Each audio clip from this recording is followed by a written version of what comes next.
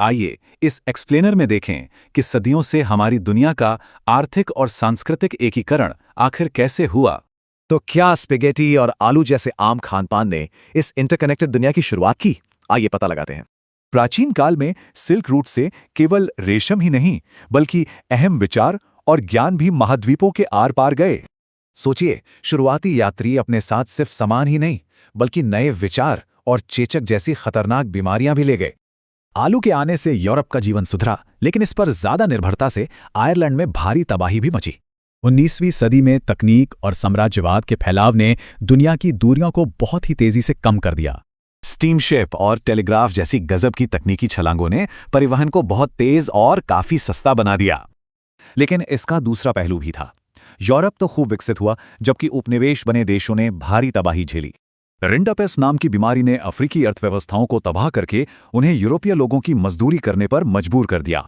इसी दौरान लाखों भारतीय मजदूरों को भी कठोर एग्रीमेंट के तहत विदेश भेजा गया, जिसने वैश्विक अर्थव्यवस्था को खूब बढ़ाया। प्रथम विश्व युद्ध से अर्थव्यवस्थाएं पूरी तरह नष्ट हो गईं और वैश्विक सत्ता का संतुलन हमेशा के लिए बदल गया। युद्ध ने यूरोप की कामकाजी आबादी को तबाह किया और अमेरिका को दुनिया का सबसे बड़ा कर्जदाता बना दिया। इसी दौरान हेनरी फोर्ड की असेंबली लाइन तकनीक ने बड़े पैमाने पर उत्पादन और खपत को जबरदस्त बढ़ावा दिया। लेकिन इस जुड़ाव का नुकसान भी था। 1929 में जब अमेरिकी अर्थव्यवस्था क्रैश हुई तो पूरी दुनिया उसमें डूब गई। बाजार इतने जुड़ चुके थे कि इसका असर भारत तक पहुंचा और गेहूं की कीमतें 50% तक गिर गईं। दूसरे विश्व युद्ध की भारी तबाही के बाद सभी देश एक स्थिर अंतर्राष्ट्रीय आर्थिक व्यवस्था की तलाश में जुट गए। इसलिए ब्रिटन वुड्स सम्मेलन में वैश्विक आर्थिक स्थिरता को मजबूत करने के लिए IMF और विश्व बैंक की स्थापना हुई। इन पश्चिमी संस्थानों के जवाब में विकासशील देशों ने अपने कच्चे माल पर नियंत्रण के लिए G77 का गठन किया। 1960 के दशक तक डॉलर का दबदबा घटने लगा, जिससे ब्रिटन वुड्स प्रणाली टूटी और फ्लोटिंग एक्सचेंज रेट्स शुरू हुए। तो सोचिए, क्या हमारी आज की आधुनिक अर्थव्यवस्था भी सदियों पुरानी इन्हीं ऐतिहासिक व्यापारिक जड़ों से ही जुड़ी हुई है? नमस्कार। आज के इस एक्सप्लेनर में हम एक ऐसी शानदार हिस्टोरिकल जर्नी पर निकलने वाले हैं जो ग्लोबल इकोनॉमी और इस दुनिया के आपस में जुड़ने की पूरी कहानी को खोल कर रख देगी। ये सफर लिटरली बहुत एक्साइटिंग होने वाला है, क्योंकि हम सदियों पुराने ट्रेड, बीमारियों के अनएक्सपेक्टेड इम्पैक्ट और उन आर्थिक उतार चढ़ाव को डीपली समझेंगे जिन्होंने आज की इस मॉडर्न दुनिया को बनाया है। तो चलिए शुरू करते हैं।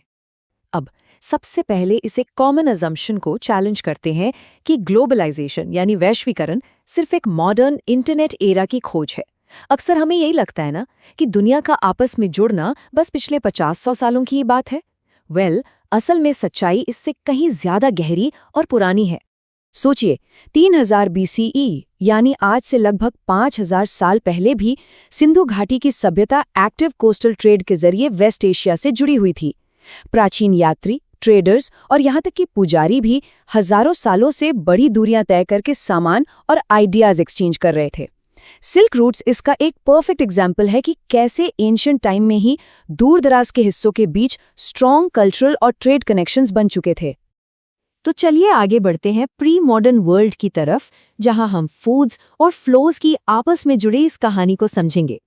ये देखना बड़ा फैसिनेटिंग है कि कैसे हमारी एवरीडे लाइफ की आम चीजों ने एक कनेक्टेड दुनिया की नींव रखी।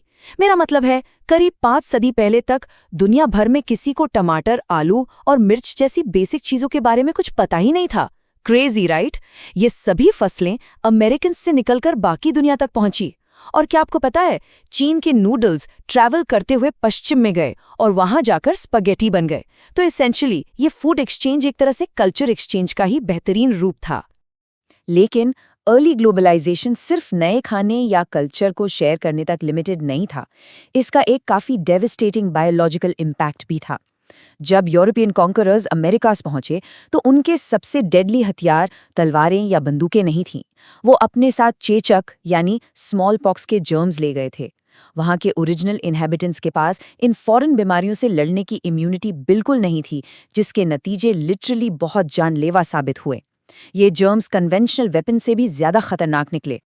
अब आगे बढ़ते हैं और देखते हैं कि कैसे ये सब 1815 से 1914 के बीच एक मैसिव इकोनॉमिक, पॉलिटिकल और टेक्नोलॉजिकल ट्रांसफॉर्मेशन की तरफ ले गया। ये दौर था 19वीं सदी के बूम का, जिसने दुनिया को बेसिकली और छोटा कर दिया। हैवी इंडस्ट्रियलाइजेशन के इस दौर में दुनिया के जुड़ने की स्पीड एकदम से बढ़ गई और इस रैपिड ग्लोबल एग्रीकल्चरल इकोनॉमी की रीढ़ की हड्डी बने 3 वाइटल फ्लोज। पहला, ट्रेड का फ्लो, जिसमें कपड़े और गेहूं जैसे सामान का विशाल आदान प्रदान हुआ। दूसरा, लेबर का फ्लो, जहां एम्प्लॉयमेंट की तलाश में लाखों लोग माइग्रेट कर गए। और तीसरा, कैपिटल का मूवमेंट, जहां दूर दराज के इलाकों में शॉर्ट और लॉन्ग टर्म इन्वेस्टमेंट्स होने लगे। इन फ्लोज को सपोर्ट किया टेक्नोलॉजी की एक लंबी छलांग ने। रेफ्रिजरेटेड शिप्स और रेलवेज ने लिटरली डेली लिविंग स्टैंडर्ड्स को बदल कर रख दिया। पहले मीट के लिए जिंदा जानवरों को शिप करके अमेरिका से यूरोप ले जाना पड़ता था, जो इतना महंगा होता था कि आम गरीब यूरोपियन उसे अफोर्ड ही नहीं कर सकता था। लेकिन रेफ्रिजरेटेड शिप्स आते ही गेम कंप्लीटली चेंज हो गया। अब फ्रेश मीट इजीली और सस्ते में यूरोपियन गरीबों तक पहुंचने लगा, जिससे नए मार्केट्स क्रिएट हुए। हालांकि हर बूम की एक कीमत होती है। अब हम देखेंगे इस ट्रेड का डार्कर साइड, जिसे इम्पार्शियली एग्जामिन करना बहुत जरूरी है। ये जो इमेंस ग्रोथ थी ना, इसकी एक भारी मानवीय कीमत भी थी। ये टाइमलाइन दिखाता है कि कैसे वर्ल्ड इकोनॉमी के एक्सपेंशन से कॉलोनाइज सोसाइटीज की आज़ादी और आजीविका पूरी तरह छिन गई। 1885 में यूरोपियन पावर्स बर्लिन में मिलकर लिटरली अफ्रीका को आपस में बांट लेते हैं। फिर लेट 1880s में रिंडरपेस्ट प्लेग अफ्रीका आता है और लेट 1890s आते आते अमेरिका भी नए टेरिटरीज को टेक ओवर करके एक कॉलोनियल पावर बन जाता है। इस विस्तार ने लोकल इकोनॉमीज को कैसे तबाह किया, इसका एक शॉकिंग एग्जाम्पल है रिंडरपेस्ट। ये एक फास्ट स्प्रेडिंग कैटल प्लेग था। असल में इटालियन सोल्जर्स को फीड करने के लिए जो इन्फेक्टेड जानवर इंपोर्ट किए गए थे, उन्होंने इस प्लेग को फैलाया। इस एक प्लेग ने 1880s में अफ्रीकन लाइवलीहुड्स को पूरी तरह डिस्ट्रॉय कर दिया, क्योंकि उनके 90% जानवर मारे गए।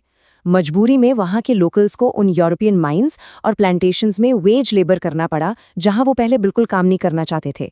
और इधर एक अलग ही सिस्टम चल रहा था, जिसे हिस्टोरिकल अकाउंट्स में न्यू सिस्टम ऑफ स्लेवरी यानी नई गुलामी का नाम दिया गया। ये था मास माइग्रेशन ऑफ इंडेंचर्ड लेबरर्स, जिन्हें इंडिया से निकालकर कैरिबियन, मॉरिशस और फीजी जैसी दूर दराज जगहों पर ले जाया गया। इस ग्लोबल इकोनॉमिक इंजन को चलाने के पीछे कोवर्जन और सफरिंग की एक बहुत ही हार्श रियलिटी छिपी थी। एजेंट्स इन लेबरर्स को फॉल्स इन्फॉर्मेशन देते थे। वहां पहुंचकर इन वर्कर्स को एक्सट्रीमली हार्श लिविंग और वर्किंग कंडीशंस फेस करनी पड़ती थीं। वेजेस बहुत लो रखी जाती थीं और उसमें से भी अनजस्ट डिडक्शंस होते थे। सबसे बुरी बात, इन लेबरर्स के पास एसेंशियली कोई लीगल राइट्स थे ही नहीं। ओके, तो अब आगे बढ़ते हैं हिस्ट्री के एक और मेजर पिवट की तरफ। ये एक ऐसा एरा था जिसमें 2 वर्ल्ड वॉर्स के बीच वाइड स्प्रेड इंस्टेबिलिटी आई और कैटास्ट्रोफिक इकोनॉमिक डिक्लाइंस देखे गए। ये दौर था इंटर वॉर कोलैप्स का, जब ये फ्रेशली कनेक्टेड दुनिया अपने सबसे बड़े स्ट्रेस टेस्ट से गुजरी। इस कोलैप्स का पाथ आखिर कैसा था? 1914 से 1918 तक चले फर्स्ट वर्ल्ड वॉर ने ग्लोबल इंडस्ट्रीज को हेविली रिस्ट्रक्चर किया। फिर अर्ली 1920s में यूएस इकोनॉमी ने हेनरी फोर्ड के मास प्रोडक्शन के साथ एक बड़ा बूम देखा। लेकिन ध्यान दीजिए, ये बूम डेड फ्यूल्ड था और आखिरकार 1929 में ग्रेट डिप्रेशन शुरू हुआ, जिसने एक ग्लोबल कैटास्ट्रोफिक डिक्लाइन को जन्म दिया। अब ये ग्रेट डिप्रेशन एग्जैक्टली क्यों हुआ और इसका क्या इम्पैक्ट था, इसको देखते हैं। एक बड़ा कारण था एग्रीकल्चरल ओवर प्रोडक्शन, जिसकी वजह से फसलों के दाम गिर गए और ग्लोबल इनकम्स कम हो गई। दूसरा था यूएस लोन्स का विड्रॉल। जैसे ही यूएस ने लोन्स खींचे, उन देशों में बैंक्रप्सीज और अक्यूट क्राइसिस शुरू हो गए जो उन पर डायरेक्टली डिपेंडेंट थे। ये कैस्केडिंग फेलियर प्रैक्टिकली दिखाता है कि दुनिया के फाइनेंसेस आपस में कितने स्ट्रांगली इंटरट्वाइंड थे। और इसका ग्लोबल रिपल इफेक्ट इतना मैसिव था कि US banking system completely collapse हो गया। लेकिन सोचने वाली बात यह है कि अमेरिका के इस इकोनॉमिक शॉक ने दुनिया के दूसरे छोर पर बैठे भारत के एक आम किसान को कितना डीपली इफेक्ट किया। इंडिया में एग्रीकल्चरल प्राइसेस शार्पली 50% तक गिर गई। इंडिया, जो एक टाइम पे गोल्ड इंपोर्ट करता था, उसे फोर्स किया गया गोल्ड एक्सपोर्ट करने के लिए। दुनिया भर में फार्मर्स और पेजेंट्स को इमेंस लॉसेस का सामना करना पड़ा। सेकेंड वर्ल्ड वॉर की तबाही के बाद इस डीपली ब्रोकन सिस्टम को फिर से ठीक करने का एक मैसिव टास्क दुनिया के सामने था। और इस पोस्ट वॉर रिकंस्ट्रक्शन को शेप किया 2 डोमिनेंट पावर्स ने, यूएस और सोवियत यूनियन। तो अब हम अपने फाइनल एरा में आते हैं, रीबिल्डिंग अ वर्ल्ड इकोनॉमी। यहाँ पूरा फोकस ऐसी नई इंस्टीट्यूशंस बनाने पर था जो सिस्टम को परमानेंटली स्टेबल रख सकें। 1944 की ब्रेटन वुड्स कॉन्फ्रेंस ने इन फाउंडेशनल पिलर्स को एस्टैब्लिश किया। इनका मेन गोल इंटरनेशनल ट्रेड को परमानेंटली स्टेबलाइज करना था। उन्होंने इंटरनेशनल मॉनेटरी फंड यानी IMF बनाया ताकि एक्सटर्नल डेफिसिट्स को मैनेज किया जा सके। साथ ही पोस्ट वॉर रिकंस्ट्रक्शन को फाइनेंस करने के लिए वर्ल्ड बैंक क्रिएट किया गया। ये नया international system fixed exchange rates पर बेस्ड था और हाँ, इसने वेस्टर्न इंडस्ट्रियल नेशंस के लिए लिटरली एक अनप्रेसिडेंटेड ग्रोथ के एरा की शुरुआत की। लेकिन जैसे जैसे ब्रेटन वुड्स सिस्टम आगे बढ़ा, रिसेंटली डीकॉलोनाइज्ड नेशंस ने फील किया कि उन्हें सच्चे मायने में इस ग्रोथ का फेयर हिस्सा नहीं मिल रहा है।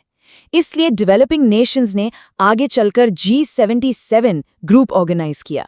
उन्होंने एक न्यू इंटरनेशनल इकोनॉमिक ऑर्डर यानी NIEO की डिमांड रखी ताकि उन्हें अपने नेचुरल रिसोर्सेज, रॉ मटेरियल्स और मार्केट्स पर रियल कंट्रोल मिल सके। ये उनका फेयर पार्टिसिपेशन के लिए एक बहुत बड़ा पुशबैक था। तो आज के सफर के बाद एक बड़ा सवाल उठता है, क्या पोस्ट वॉर सेटलमेंट ने वाकई में एक ग्लोबल वर्ल्ड क्रिएट किया या फिर सिर्फ ताकतवर देशों के लिए एक नया इकोनॉमिक ऑर्डर सेट कर दिया? सदियों की इस पूरी हिस्ट्री को देखने के बाद आज के आधुनिक वैश्वीकरण यानी मॉडर्न ग्लोबलाइजेशन के रियल नेचर पर यह सवाल गौर करने लायक है। इस पर सोचिए जरूर।